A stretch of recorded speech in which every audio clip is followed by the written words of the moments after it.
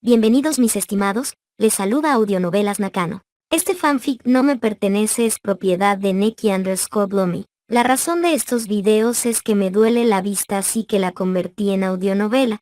Estará dividido por capítulos. El enlace estará en el primer comentario y sin nada más que agregar comenzamos. Estrella. Capítulo 6. Desastre, gula y cita. No hay mejor cosa que pasar los días con la persona que más amas.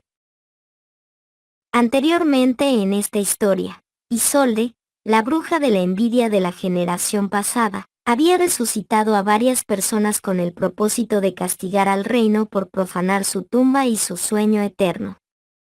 Como un virus, el mal se propagó por diversos lugares. Boyachia, Aldebarán, la estrella seguidora y bufón de Priscila, vivía sus mejores días.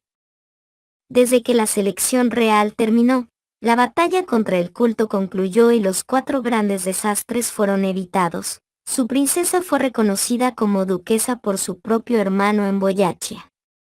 Los tiempos donde moría una y otra vez, luchando contra amenazas imposibles, parecían haberse ido. Ahora, disfrutaba de días tranquilos y pacíficos. Con el fin de aquellas guerras, Aldebarán se animó a comunicar sus sentimientos y posición a su dama.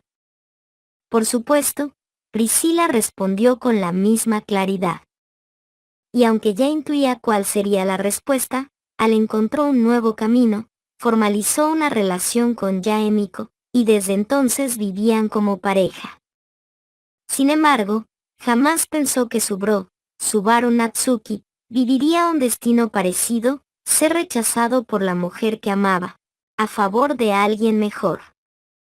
Cuando asistió a la fiesta de coronación y revelación del compromiso entre Emilia y Julius, creyó que había bebido de más, o que había sobreexplotado tanto su habilidad mental que estaba alucinando. Pero no, era verdad. Al reflexionar, Al entendió algo. Así como él tenía a otras personas importantes en su corazón, Subaru también tenía opciones. Incluso pensó que su bro del otro mundo podría haberse quedado con Priscila o con la chica Karsten. Pero Subaru desapareció sin dejar rastro. Y aunque la bebida corría por sus venas, Aldebarán conocía demasiado bien a su princesa.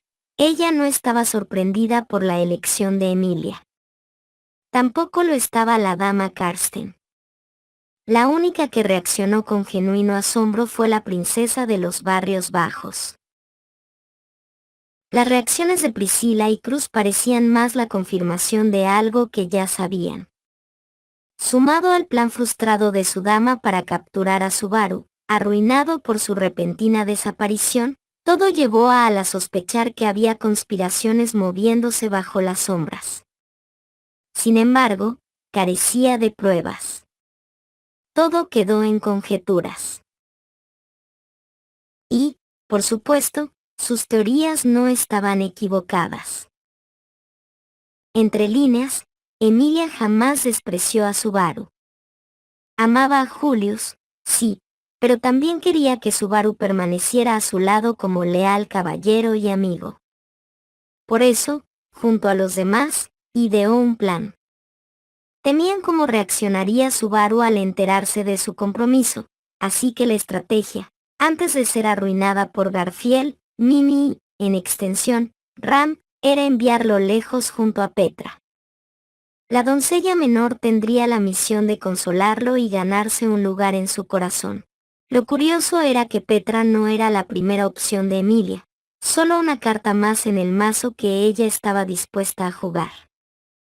Otra alternativa era enviarlo a la finca de Cruz. La duquesa, al enterarse de antemano, se indignó y enfureció. Incluso pensó en delatar a Emilia o hacer algo mucho más grave. Pero terminó siendo convencida por los argumentos de Otto. Sin otra opción, aceptó. Con Priscila fue distinto. La princesa del sol no se contuvo, escupió en la cara de Emilia, peleó con ella, y dejó clara su furia. Pero incluso ella terminó aceptando. Después de todo, también quería a Subaru para sí misma, sobre todo tras haber sido salvada por él. Al final del desastre de Boyaccia. En un principio, Emilia había planeado entregar a Subaru a Anastasia. Lo veía como un intercambio equivalente, un caballero por otro. Pero la comerciante desistió sin dudarlo, no estaba interesada en Subaru de esa forma. Si necesitaba ir más lejos, pensó que tal vez Faust podría estar interesada y cedérselo. Incluso consideró, en un pensamiento más oscuro, a sus propias doncellas reales, las exesposas de Regulus, pero rápidamente descartó la idea. Aquellas mujeres eran indignas de alguien tan bueno como Subaru. Mucho menos se le cruzó por la cabeza entregarlo a las brujas, como alguna vez sugirió Pac. No. Emilia solo entregaría a Subaru a una mujer que ella misma considerara digna, y bajo su propia elección. Para ella, Subaru era suyo, por lo tanto, solo ella tenía derecho a decidir a quién se lo daría. Cualquier otra mujer que osara reclamarlo sería ejecutada por su propia mano. Un hilo de pensamiento que, tarde o temprano, le traería problemas a nuestra pareja protagónica. Autor. Sepan que la frase de Subaru en el fragmento anterior no es una simple referencia ni está de adorno. Es mucho más que eso.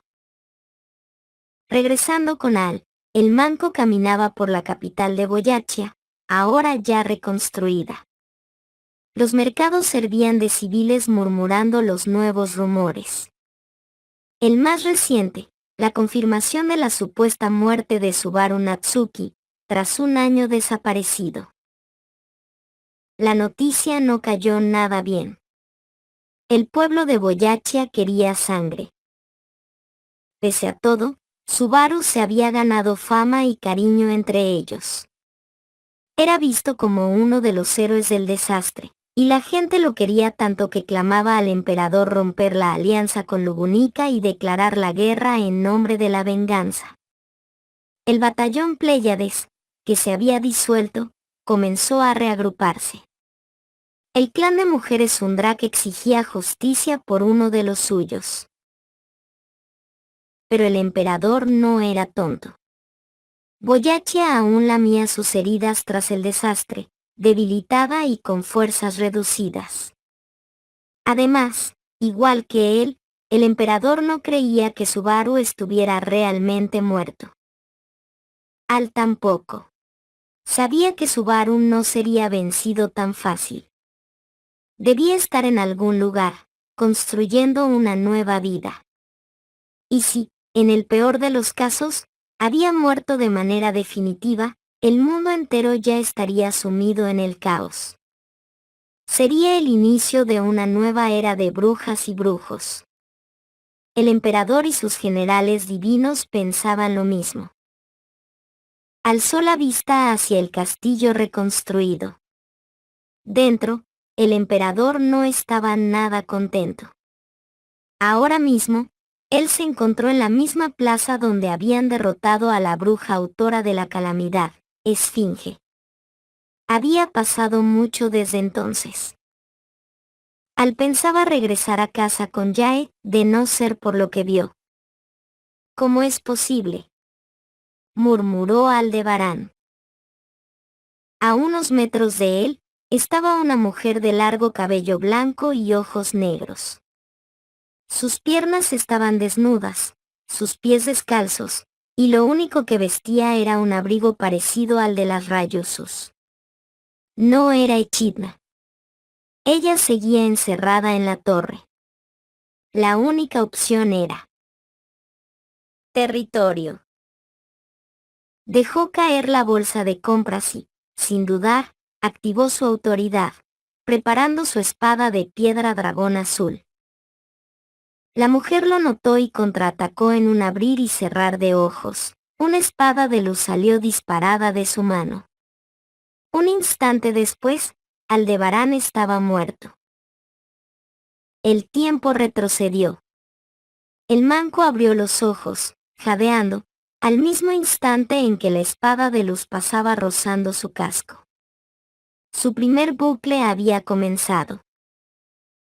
Aldebarán se preparó para atacar, pero no alcanzó a dar un paso. Múltiples estallidos sacudieron la capital imperial. Columnas de humo se alzaron a lo lejos, y el rugido del caos comenzó a expandirse por cada calle. Rem y Spica. ¿Qué fue de la doncella Rem? La verdad es que nunca volvió a ser la misma. Su nombre y su memoria jamás fueron restaurados. Vivió como alguien nuevo, con un corazón diferente. Aunque Subaru la llevó desde Boyachia de regreso a Lugunica, ella jamás logró adaptarse. La mansión no era su hogar, las sonrisas que la rodeaban no le pertenecían. Sentía que su verdadero lugar estaba en Boyachia, donde había dejado todo lo que realmente importaba. Sus sentimientos por Subaru eran un conflicto constante. No sentía nada especial por él, ni entendía por qué se esforzaba tanto por ella y por los demás. Había algo extraño, antinatural en ese chico. Su esencia misma le olía a maldad, como si escondiera algo al mundo. Y aún así, le debía gratitud. Pero ese agradecimiento jamás se convirtió en amor. Cuando Emilia le pidió ayuda para ocultar su romance y que Subaru no lo descubriera, Rem dudó. Sin embargo, al recordar el ataque de Subaru a Spica, pensó que quizás sí era correcto ayudar a Emilia para evitar consecuencias mayores. Al usar su sinestesia, percibió la decepción y traición de su hermana, y no soportó más. Se marchó. Ahora vivía en una ciudad de Boyachia junto a su amiga Katia. Entre jardines y tazas de té, había encontrado una calma relativa. ¡Katia!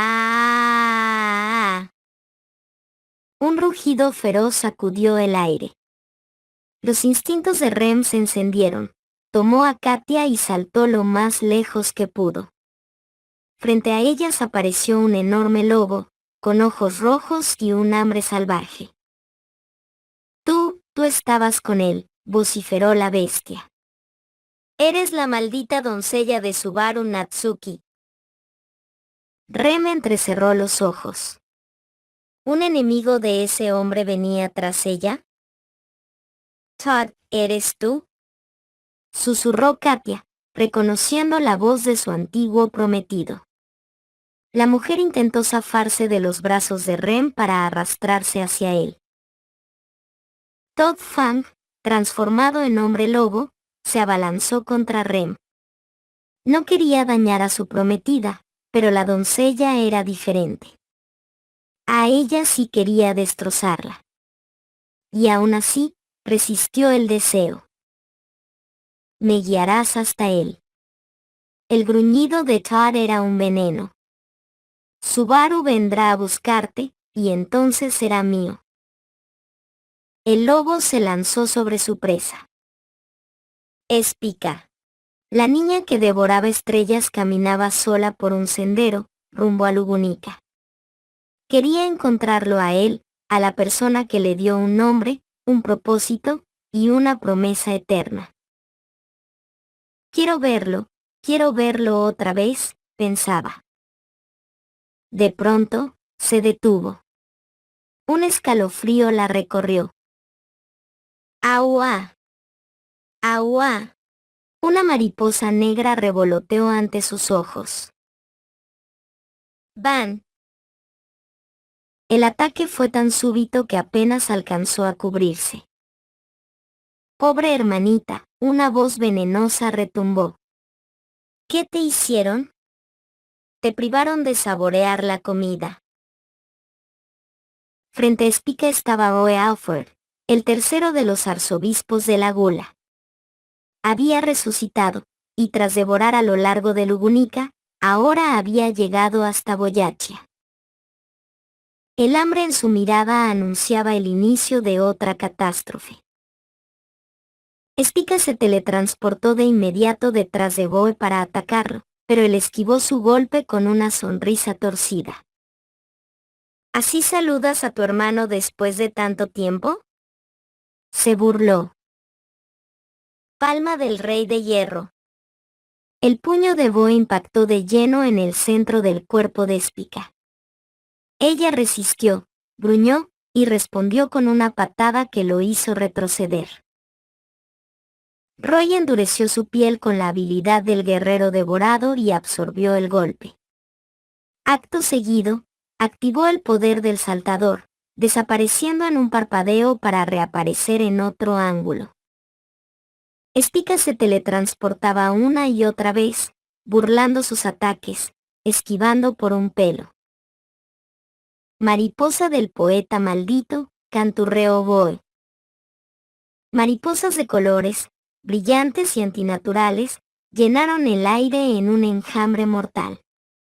Spica alzó su mano, liberó su técnica. Devoradora de estrellas. Las mariposas fueron absorbidas una tras otra, tragadas por la gula en su interior. Los resucitados solo conservan lo que originalmente poseían: magia, bendiciones divinas, nada más. Pero los arzobispos y las brujas son distintos. Sus poderes provienen de los factores de bruja, semillas que cambian de recipiente. Normalmente, al resucitar, deberían perderlos. Pero quienes cargaron con esos poderes por tanto tiempo, dejaron cicatrices en su alma. Los rastros de esas autoridades persisten, aunque debilitadas. Regulus solo puede ser invulnerable unos pocos minutos, muerto al resucitar. Capella perdió su sangre de dragón, y cada uso de su poder la desgasta hasta matarla, muerta al resucitar. Betelgeuse apenas convoca unas pocas manos. Sirius limita su lavado de almas. Pero Gula es distinto. Los tres comparten un mismo estómago, una sola memoria. Mientras Spica exista, los recuerdos y habilidades devoradas continúan intactos, listos para ser usados por los otros dos. Boe todavía puede desatar las técnicas de los guerreros que devoró. El suelo estalló bajo la siguiente palma del Rey de Hierro, pulverizando el sitio donde Spica había estado segundos antes. ¡Qué fastidio!, gruñó Boe, lamiéndose los labios.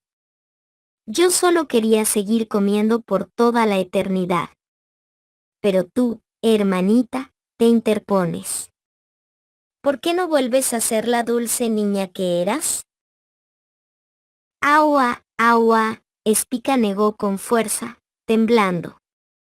No quería regresar. No volvería a ser lo que era. Con un grito cargó y lanzó un derechazo que Boe bloqueó fácilmente.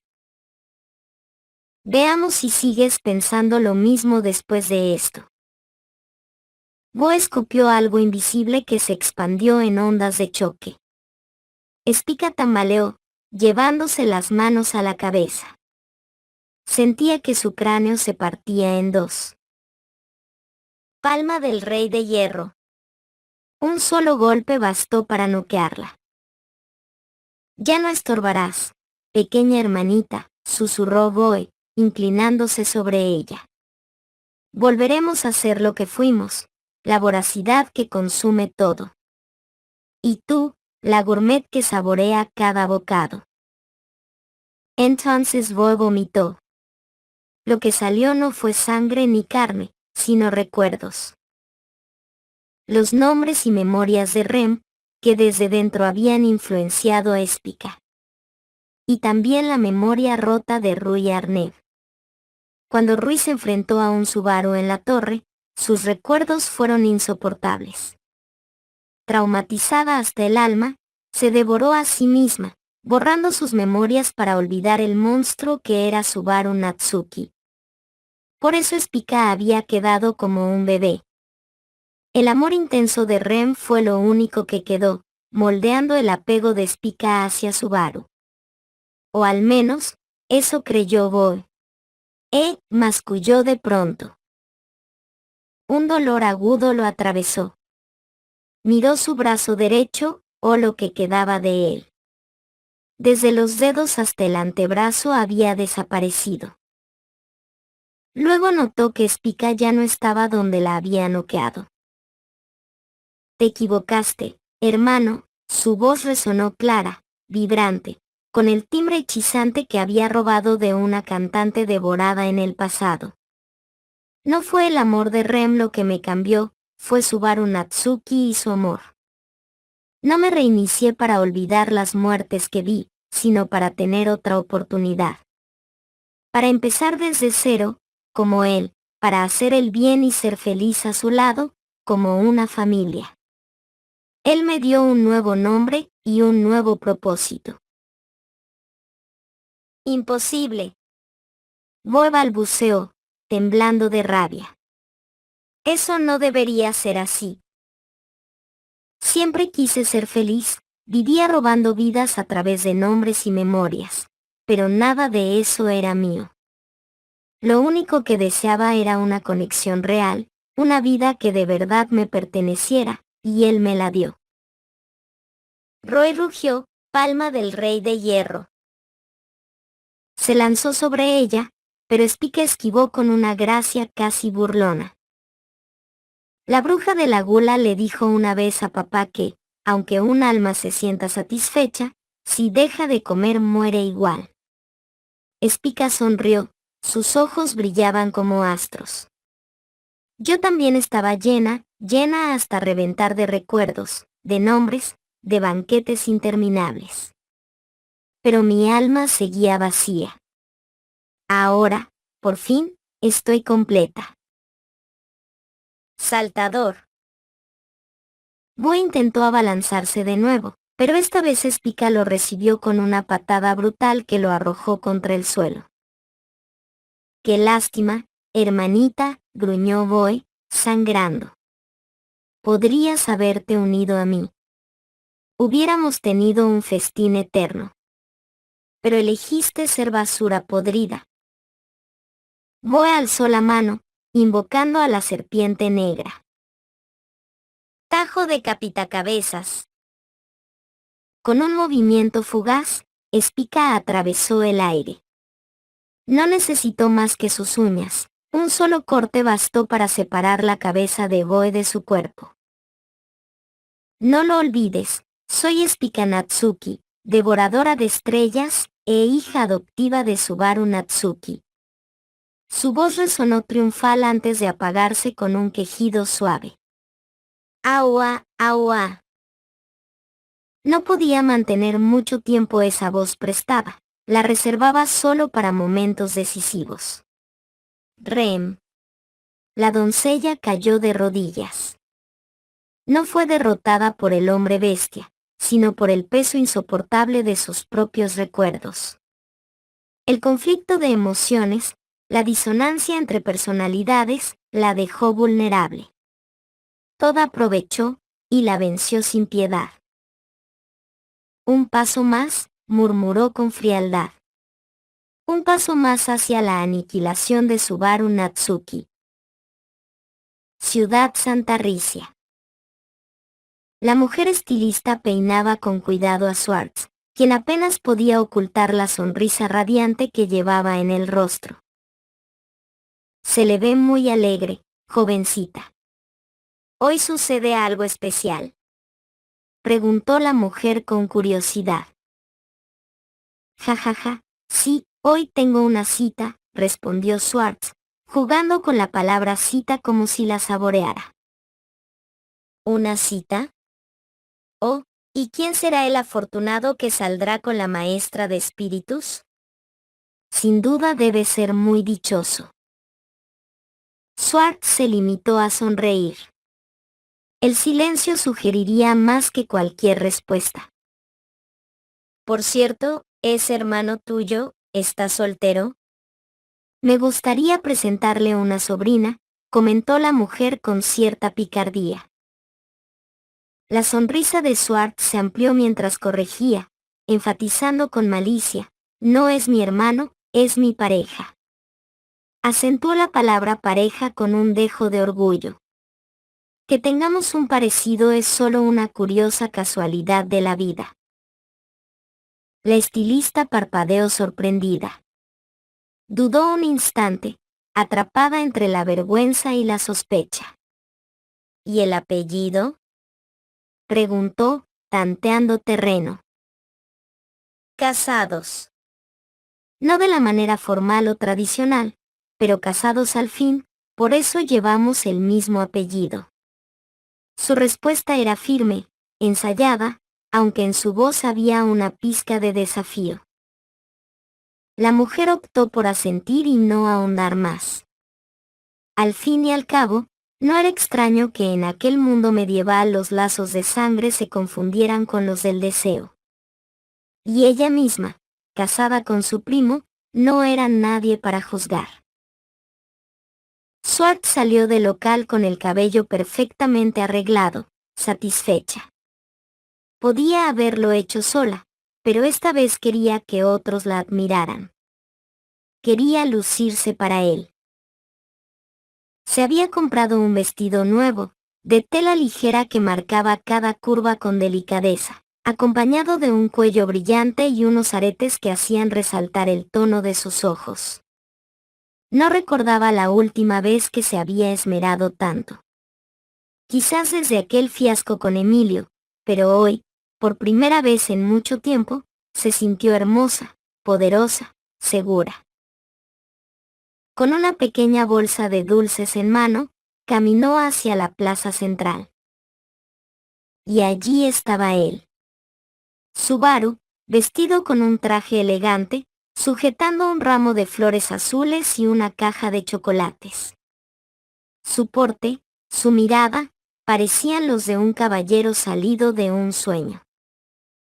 Vaya, ¿y quién es este galán?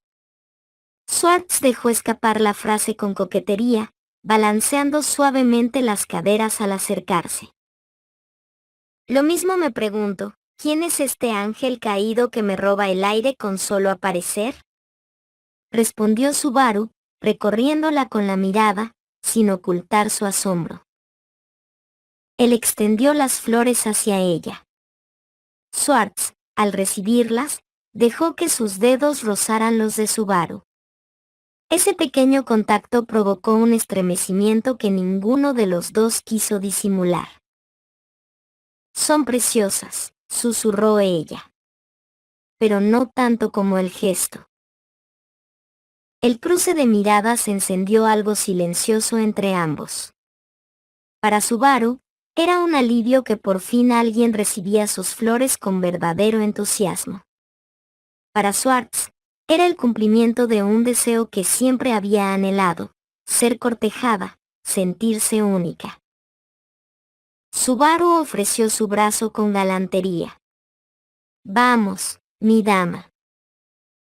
Swartz sonrió, enlazando el suyo con el de él y acercándose lo suficiente como para que el calor de su cuerpo lo envolviera. Por supuesto, mi caballero.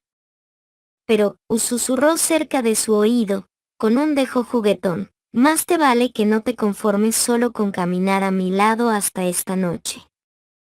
El plan de la cita fue sencillamente elaborado. Almorzaron juntos. Pasearon por la ciudad recorriendo cada rincón de esta. Por la tarde fueron a una feria que se realizó en la ciudad. Vieron un teatro donde se recrearon obras famosas de Gusteco, con el adicional de recrear su hazaña de detener al grupo de exequias de fe, cosa que sorprendió a los dos, especialmente cuando después escenificaron la batalla final contra la bruja, terminando con su relato con el héroe desaparecido. Luego de eso cenaron en un restaurante llamado Rincón de Luna. Aprendieron de esa vez en el bar, por lo que salieron a beber solo afuera, aunque el frío terminó por hacerles irse. En el camino de regreso, la noche estaba despejada y el frío los obligaba a caminar muy cerca, casi pegados.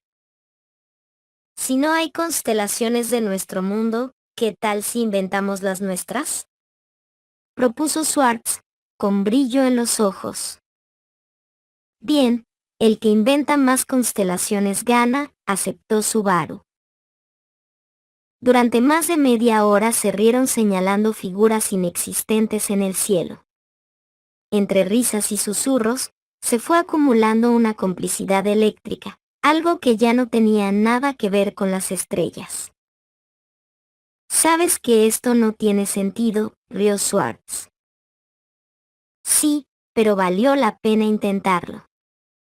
«Aunque lo único que puedo ver con claridad eres tú», respondió Subaru, en voz baja, sincera.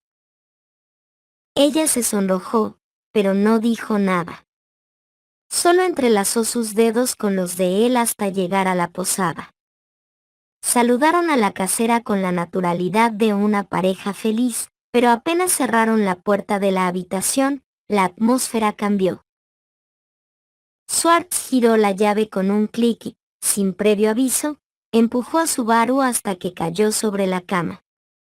Sus ojos brillaban con un fuego diferente. «¿Sabías, Subaru-kun?». Su voz se volvió grave, cargada de deseo. «Soy una jinete». Él sonrió de lado, ya entendiendo el juego. «Ah, sí. ¿Y qué es lo que vas a montar esta noche?». Ella se inclinó sobre su pecho, dejándole sentir el calor de su aliento en la oreja. «Tu dragón», susurró con tono lujurioso, antes de devorarlo en un beso ardiente. Las ropas volaron, los cuerpos se buscaron sin timidez. Cada caricia era un golpe de chispa, cada beso, una hoguera. «Esta noche, no pienso dejarte dormir», jadeó Subaru entre besos y mordiscos. «Me sacaste las palabras de la boca», rió Schwartz, con la respiración agitada. La cama crujió, la habitación entera se convirtió en un campo de batalla para su deseo. Hicieron el amor con una intensidad desbordada, como si llevaran meses conteniendo aquella pasión. No hubo rincón que quedara intacto, la cama, las paredes, incluso el baño fueron testigos de su amor. Su fuerza y resistencia parecían sobrehumanas. Cada embestida era más feroz que la anterior, cada gemido más profundo, cada orgasmo más devastador. Su sangre de dragón y sus deseos carnales los empujaban a ir más allá de los límites humanos.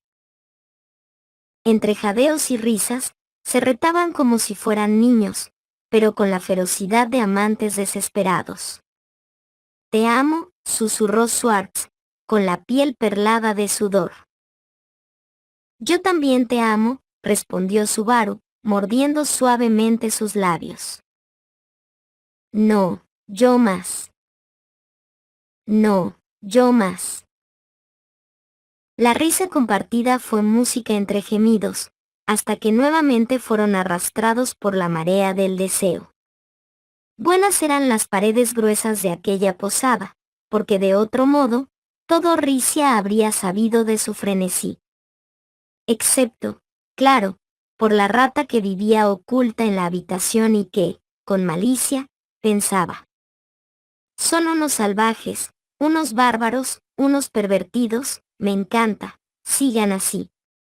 La noche se extendió hasta que los primeros rayos de sol se asomaron.